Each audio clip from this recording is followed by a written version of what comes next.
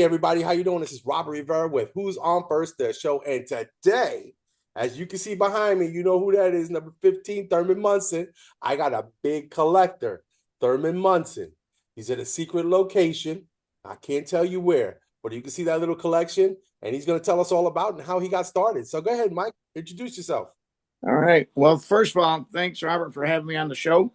And glad to be here. And, just a tiny little background how I even ended up here was I've been a collector of Thurman Munson for 53 years. I was 7 years old when my mom bought me my first Munson card.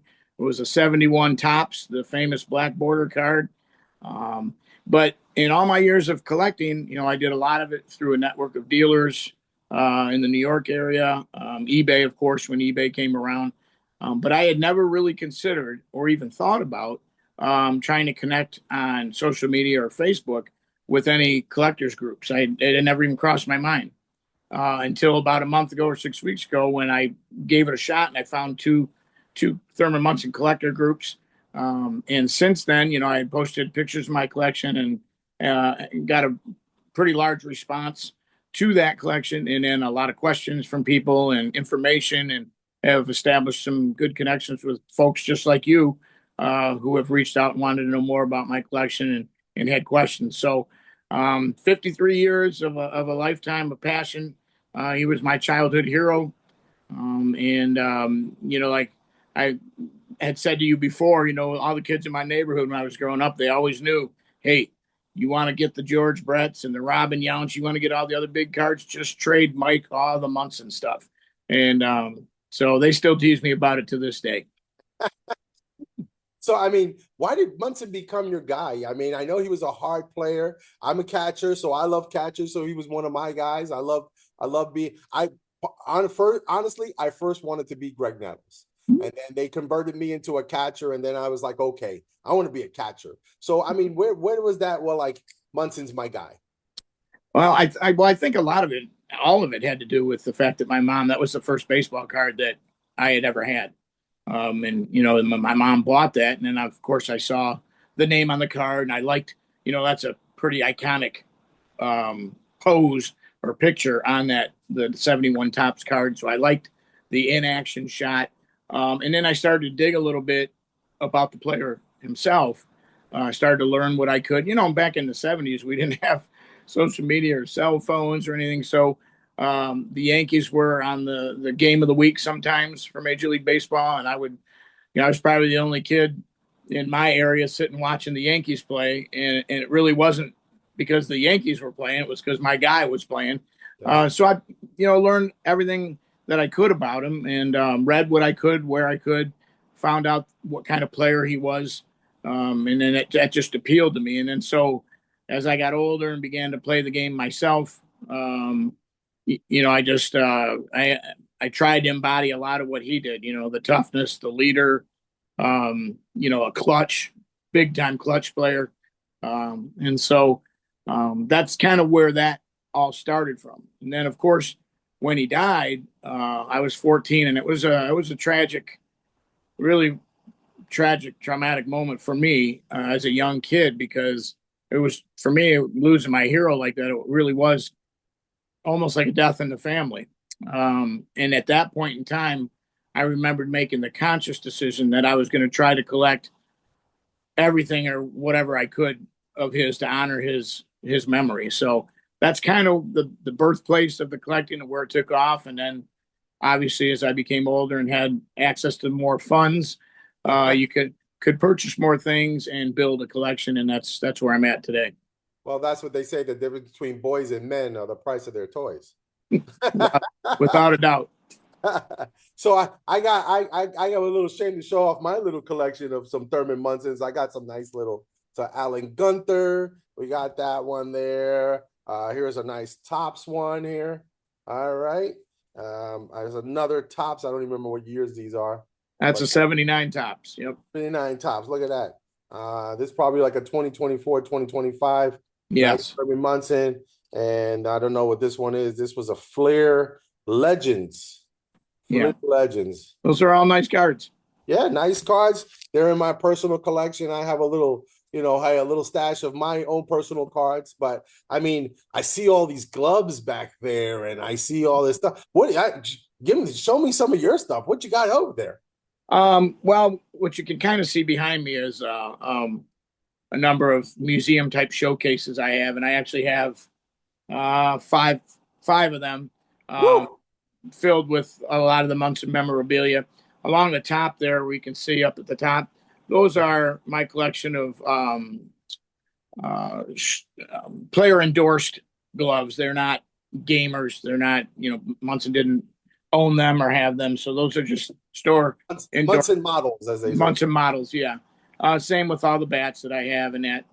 But over the course of time, um, finding the gloves and the bats, the store endorsed or player endorsed, is exceedingly difficult, especially to find in high level condition, very good condition. Because, like you and I were talking before, Yeah. what did kids do in the '70s when mom or dad bought them a bat or bought them a glove? They played with it. Yeah. Very rarely did it get purchased and put into a closet and then pulled out 30 years later to where a guy like me could find it.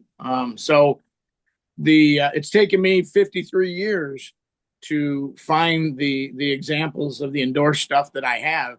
And again, like I was telling you earlier, some of this stuff I don't know if you'd find it again. Like I don't know if every time I say that, then I hear of a find in some old shut down sporting goods store, in some small city somewhere. And honestly, one of the Munson Red gloves from 1976, I actually did find that from a guy that had listed it on eBay years ago. And when I got a hold of him, he said, "Well, my grandfather owned a sporting goods store, and when he passed away, we just closed the doors, and the family didn't want to, deal with the property or whatever. We just shut the doors, and with all the stock that was there in it, and no one had gone in it for 35 years. And so when we were starting to go through stuff, they were starting to sell some stuff or list some stuff, and he listed the red glove, and it was pristine. It was hanging on the rack, and he Wow. he proceeded to tell me that he said, yeah, he said, I made sure I cut all the tags off and threw those out. And I was like, oh my gosh, Oh, no, no, no. He thought that would be a detriment to the sale. But my gosh, if I could have had some of those gloves with the tags on. McGregor label advisory council still attached to it, wow, it'd Yeah. be amazing. I mean, it's still an amazing item, but Yeah. so that's some of the stories. And I've got a lot of stuff. I mean, I can show a couple small things that I've got Absolutely. that work. Absolutely.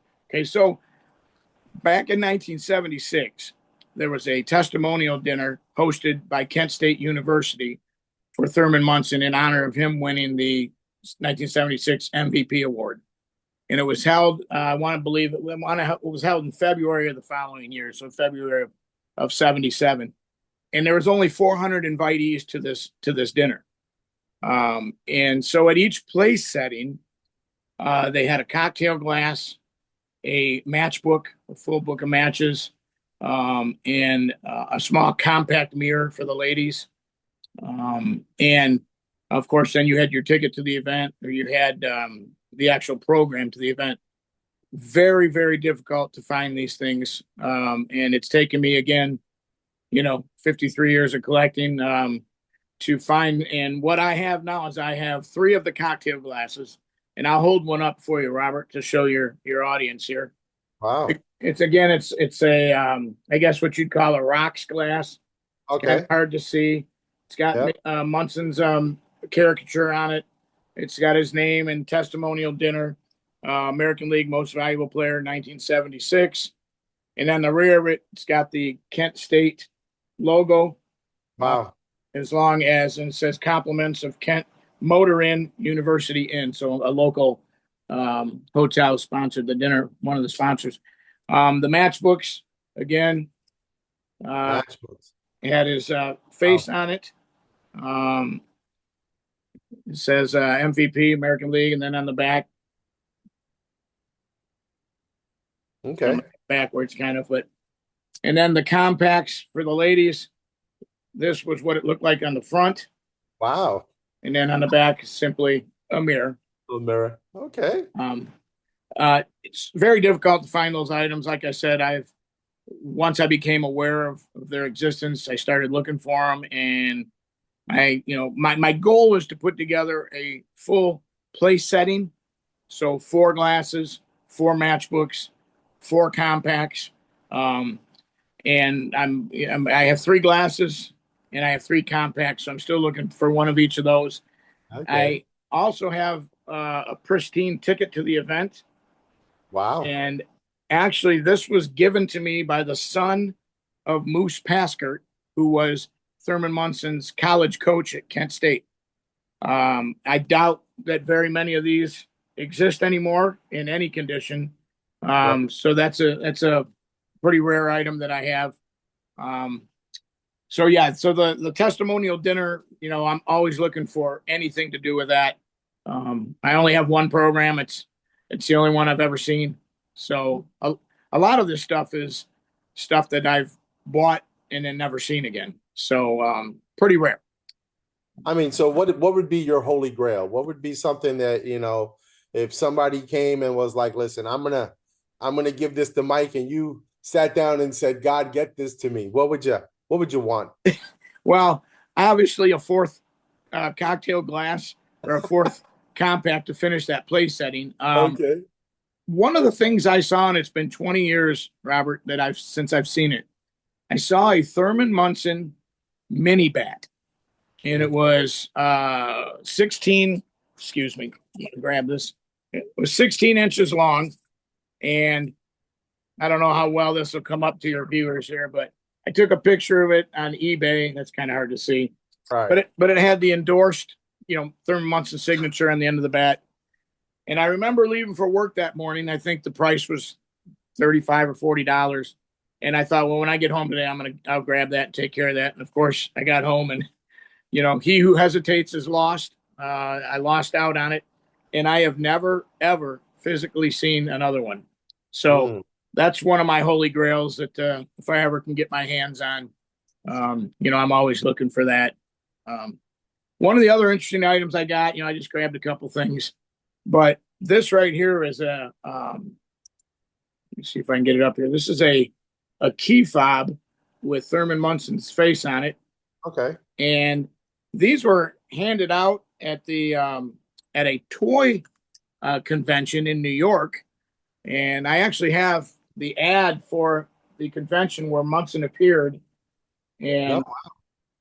and so these were given out as thank yous for visiting our booth, or when he was there, I know he signed a few autographs or whatever. But these key fobs are very difficult to find.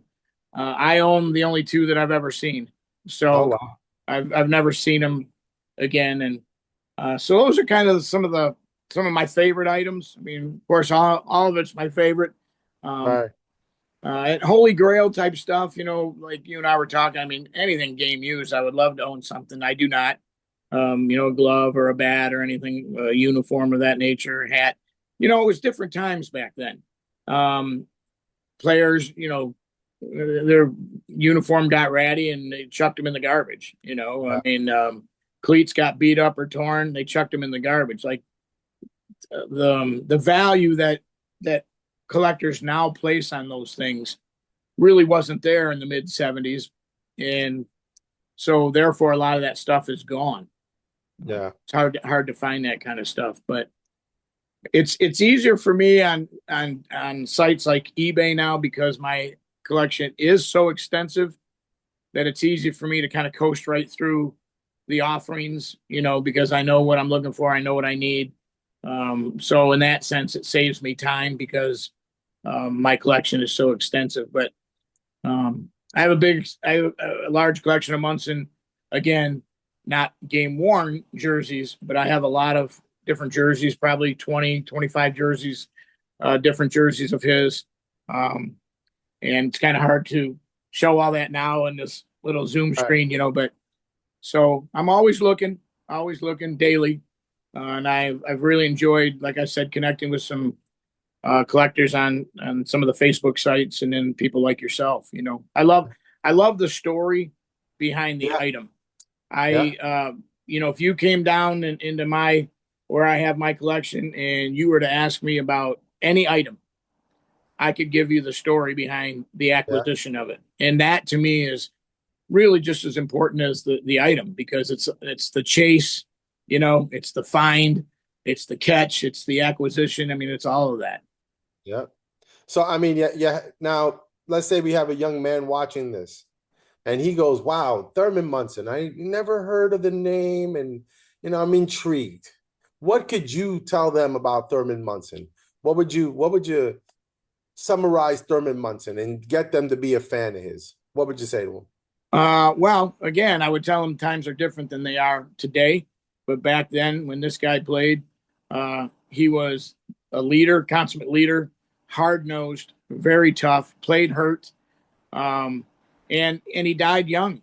He died tragically. He died before, I mean, he was right in his prime when he died, and that even made it more tragic to the baseball and the sports world, Right. is that he kind of feels like he got robbed of what he could have done, end up doing.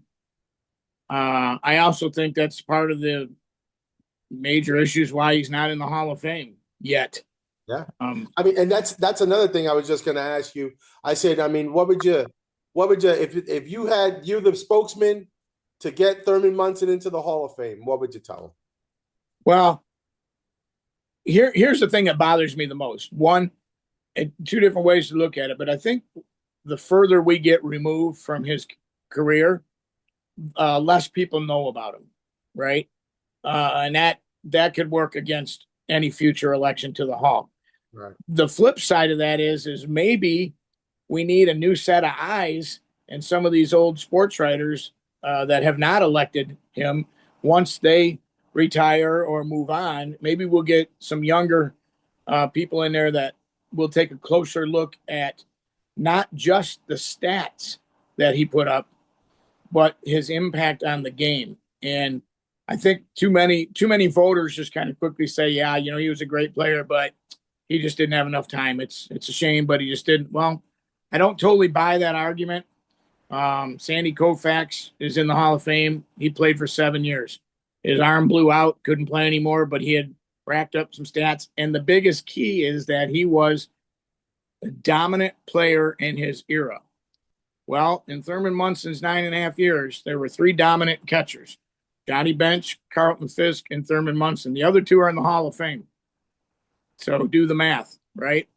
This guy, three-time All-Star, an MVP, hit over 300 four different times, um, won 2 World Series, was clutch in the postseason.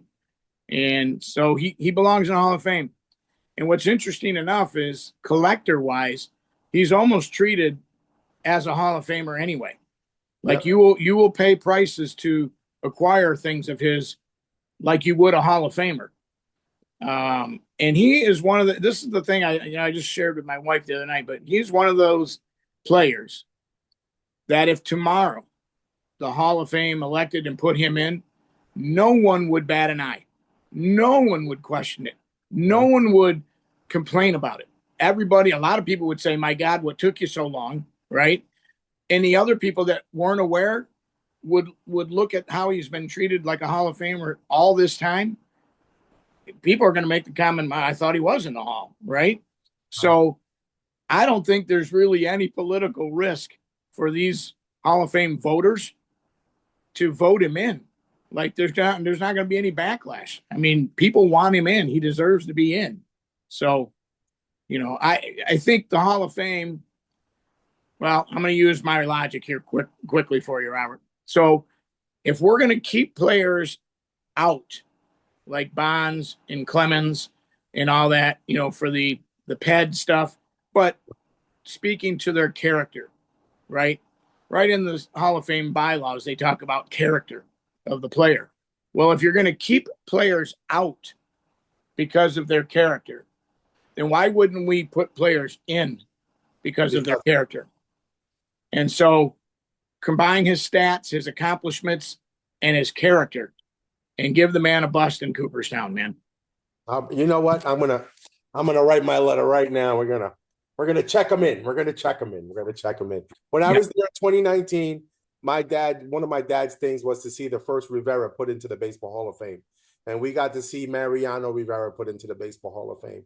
And while I was there was a group of about 30, 40 people walking around with a banner saying, "Where's Thurman Munson? Put him in the hall. Where's Thurman Munson?" And they walked up and down Main Street. And I got to tell you, I didn't realize he wasn't in. And I was just like, wow. I was like, yeah. I said, why isn't he in? You know? And now looking back at some of the people that are getting put in today, and not saying they don't deserve it, but why not him? You know, sure. why not him? And I'm going into the same thing as you. I'm a big, everybody knows me. You guys know I'm a big Roberto Clemente guy. So you go get a Roberto Clemente rookie, and you see that you're going to have to dip into that bank account a little deep, you know, and especially anything in a decent condition, even a one, you're looking at about 1,700, 1,500, you know, and it's a guy, it's a card, it's a square card with round corners, you know. Sure.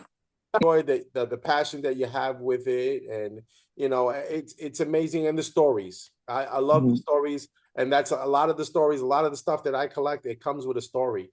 And you can never, some of the stuff you can't even make up. You can't make up that the glove was sitting in a guy's, you know, shop for 35 years. you can't Sure. you can't make this stuff up. Even if you were a Hollywood writer, you couldn't make it up, you You know. know, Robert, I know I shared with you off screen, but it's worth noting again. One of the highlights of my life was meeting Thurman Munson's wife, Diana, and I was at the National Convention, National Card Collector Convention in Cleveland. And this is 20 years ago, 2004, 22 years ago now. But I was there with my two young kids at the time, and at the time, the one of the auction houses was auctioning off Thurman's last catcher's glove that he used the day before, 2 days before he died in the tragic plane, and it ended up selling for 86,000. So I knew that there was no way I was going to own it. But the guy, you know, he graciously let me take some pictures of it, and at some point I had tears in my eyes because I was just moved by the moment. And you know, he noted and he just said, "You're a big fan," and I said, "You have no idea," you know. And so I told him the story, and he said, "Would you like to meet his wife?" And I about fell over when he said that. You know, I'm like, "Oh my God," right? And he went and got her, and she was as gracious and as kind and welcoming as anyone I've ever met. She was very kind to my two young kids at the time. She was pulling Polaroids out of her purse, keeping in mind that she was a grandma at the time. So this was a grandma with her purse, her own kids, and she was pulling Polaroids out of her purse. So pictures that meant something to her, much like you and I would have Yeah. photos of family, pictures of Whitey Ford and Roger Maris and Mickey Mantle with her husband at various points, you know, on their Vegas trip or out to dinner. Just nothing posed, you know, just these were just pictures she kept that meant something to her. And that was just a very special moment. And at the time, the auction house was selling a giant Leroy Neiman, the famous Leroy Neiman print of Thurman Munson, and it was signed by 7 of his teammates. Can't remember them all, Mickey Rivers, Goose Gossage, and a lot of them. And she asked me if I wanted her to sign my copy of that print. And she told me I have signed another one and I don't plan to ever sign one. So as far as I know, I have the only Leroy Neiman print signed by Diana Munson along with 7 of his teammates. So it was a very special moment for me. Oh wow, that's and see again, stories, man. We're back to the story. We're back to the passion. I mean, and Yeah. that's so. I mean, young man, young lady wants to start collecting today, and we talked before the Pokemon world. It's is woo hoo hoo. You guys, you poker guys are amazing. But I mean, if they want to collect some baseball today, what advice would you give somebody? You know what? First of all, I love to see when I go. You know, last year we went to the national convention. My wife and I Next month, we're going to the big Strongville show, which is outside of Cleveland. And I loved to see all the young kids at the show carrying their cases around, wheeling and dealing. It just warmed my heart because whenever you have any kind of collecting going on, whether you collect coins or posters, it really doesn't matter. As your collecting base ages, right? Me, you, we're aging, right? Didn't say we're old, but we're aging. You want that younger generation to follow behind, right? To keep things alive, to keep the interest. And for a number of years there, when a lot of the speculators got into the baseball card business and were buying up a lot of, junk wax and dumping it, try to make money. Those weren't real collectors. Those were just speculators trying to make money. And I really saw kind of a hollowing out of the youth following along.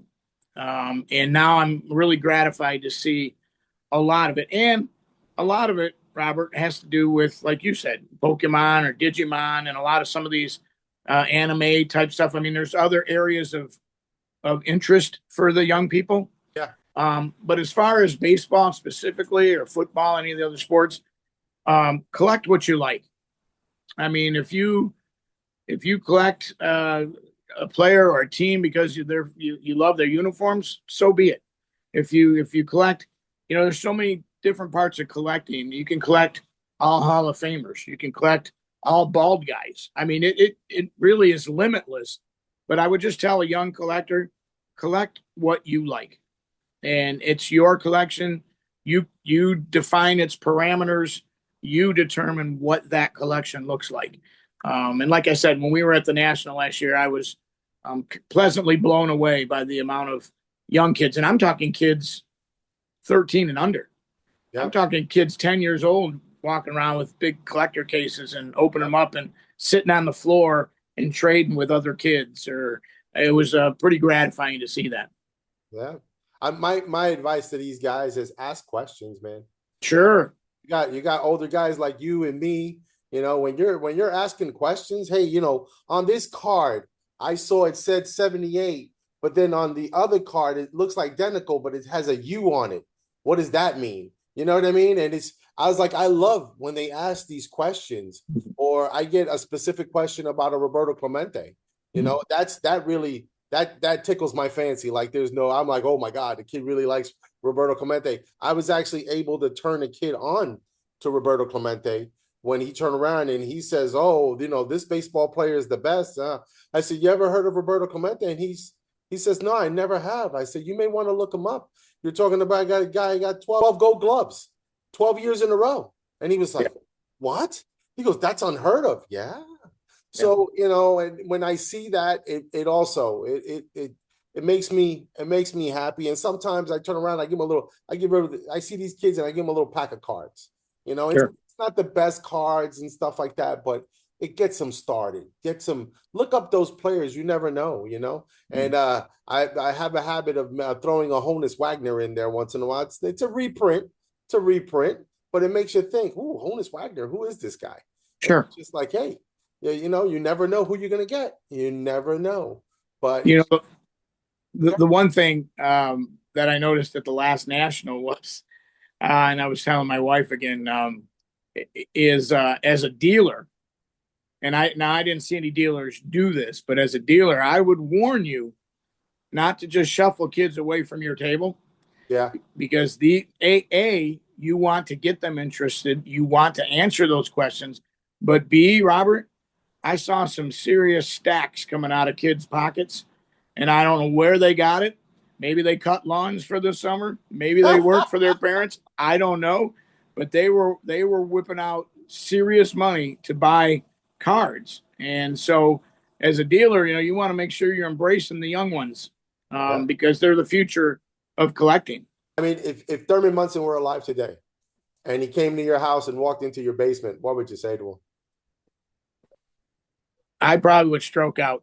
I mean, you got to remember, this is my childhood hero, right? The adult mind that I possess now would understand, hey, this guy's this is my guy. but then the little kid's going to come out and I'd be, speechless. But what I would probably tell him, Robert, is show him everything and just say, this is for you. I did this to honor you, honor the way you played, honor the teammate that you were, the World Series champion that you were. And Thurman, no matter what the baseball writers say, you're my Hall of Famer. That's right. That's what I would tell him, And honestly, when I met Diana, I had said to myself that how do you get any closer to the man than his wife, and it wasn't in any kind of creepy way. It was just like my brush with greatness, my hero, and the best or the closest I can get because he's gone was his wife. And she was wonderful to me. And, I have just, if you really think about it in life, man, all we really have is our memories because we can't take any of this stuff with us. Yep. And I've, in 53 years of collecting Thurman Munson, I have some tremendous memories. So one day you're not going to be here. What's going to happen to all that stuff? Somehow I thought that question might come up. You know what? My wife jokes around a lot, Robert. She says you should open a museum. She says you should get a hold of Diana and get a place down there in Akron and open a museum, and I think she's half serious, but none of my kids have really bought into it. They appreciate it. They know, they see me collecting and they understand the passion. I told them I'll leave you all some of the higher end stuff and you can choose to do with it what you want. But again, when I pass, it doesn't mean can't take it with me, but I told my wife, try to get it in the hands of a collector, somebody that appreciates what it is. All right. Good home. Get it to a good home. Yeah. And that's the way I feel. And maybe, I don't know, maybe 10 years down the road, I decide to start breaking it apart to make sure that I can get it in the hands of other collectors. I think that would be a gratifying, as I get older, is knowing that it went, into the hands of a collector that appreciated what it was worth. There's a big difference between value and worth. And a lot of, maybe a lot of people just don't really think about it that deeply, but the value of some of the stuff I have, X dollars, whatever that is, a lot of times doesn't even come close to the worth that I feel for the item in the story of how I found it or where it came from. So yeah, you have the value, but then the worth a lot of times for me is far greater. Yeah. And because I don't collect for value, I don't collect based on what something might be able to sell for. Right. Therefore, a lot of what I have, the worth is greater than the value. So, I had someone ask me the other day, what do you think all your stuff's worth? And I'm being honest, and it's no joke. I've never really even thought of it in those terms. I have it insured for X amount, but as far as what is it really worth street value, I've never really even thought about it. Right. I can tell you what I paid for things, but again, value versus worth, right. So I shake my head. I see all that stuff back there, and I'm like, man, I'm really modest. I'm really modest. A lot of the stuff that I have a lot of stuff hidden around the house, and my wife is like, you're starting to spill over places, and I'm like, yes, dear. But for me, it's like you said, it's about the stories. I have autographed baseballs, and they all have stories. I won't buy them. I refuse to buy them. I'm not going to buy them. I'm not going to make somebody a buck. But I like getting them from the player or a story that goes behind it. And it's amazing stuff. All well, right. I do want to add one thing. Go ahead. I've been blessed with a wife that understands. I might use the word tolerates a lot, but she has gotten to the point she is really understands my passion. Right. And now she takes an active part in it. For instance, we're both going to the Cleveland show next month, and she enjoys walking around with me. And for her, it's to see all the history, to see these signed, canceled checks by, Thurman Munson, Michael Jordan, Dr. Right. J, just the history of all the items and the collectibles. So I give a lot of credit to her because, you know, if I didn't have a supportive spouse, it would be, my passion would probably be a little bit more muted, and my collection probably wouldn't be as large. Uh, Yeah. but she has been very supportive of that, and I told her this when we got together, Robert. I said, I don't smoke, I don't drink, I don't womanize, but Thurman Munson's my passion, and that's what I do. If And that's the worst thing, you might be all right. You might be all right. yeah, so, and I had always told her that and I'm not knocking collectors that are like this, but I never wanted to be the collector that acquired an item. He was the only one that knew he got it. He's happy about it, but he puts it in a tub or on a shelf and nobody ever sees it and can enjoy it. Right. And I always told her that I want to live in a place where I have enough space that I can display my collection, like you see behind me and all around.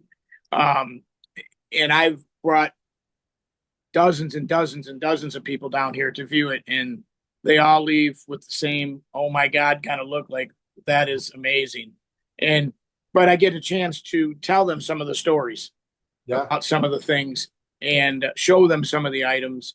And to me, that's what's gratifying, is to have it out in the open so that other people can enjoy it. Mike, thank you for being on. I love the stories.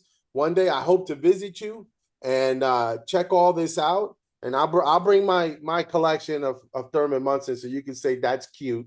Okay. Well, Robert, you have an open invitation. So whenever Absolutely. We could set that up, I'd love to have you experience, like my wife says, experience the Munson man cave. Well, I mean, you wouldn't be surprised you get a storefront or something and you make a little museum out of it. That would be totally awesome. That would be great. Get to see some of this stuff. Yeah. All right. Well, thanks for being on, Michael. I appreciate it. And guys, Michael's shared some wonderful stories. He's got some beautiful stuff here. And guys, if you're out there collecting, you got some good advice. We had a great time. And once again, Mike, thanks for being on. And as we say here, who's on first? What do we say, guys? Mike? Keep swinging. There you go. All right. Thank you. If you like the show, please do me a favor. Subscribe. Right. You see it? It's right there. Subscribe, share, like, and don't forget, put that bell on. It'll ding you when I put something else on, all right?